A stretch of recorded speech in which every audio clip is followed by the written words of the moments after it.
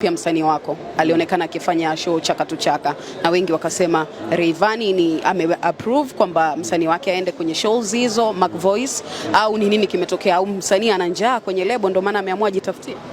Nafikiri sio muda sahihi sana kuzungumza hili swala.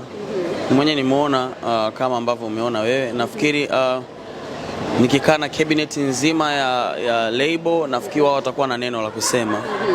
Wao kama label. Yes, kwa sababu unaona Rayvanny ni mkurugenzi, lakini pia kuna timu ambayo inazungumza. Yeah, of course. Lakini niseme kitu kingine kwamba sometimes usichanganyikiwe kuona kitu ambacho nakiona mtandaoni. Ujue vitu vibaya huwa ndo vinasambaa sana kuliko vitu vizuri. Lakini mimi nafikiri hawa vijana wangekuwa supported sana, wapushiwe sana ili waweze kwenda mbali. Vijana wanapitia vitu vingi. Siongelei Mac Voice, of course, naongelea generally. Watu waspende. Kwa mfano ingekuwa baba msanii kafanya show kajaza uwanja, the people they don't like to talk about it.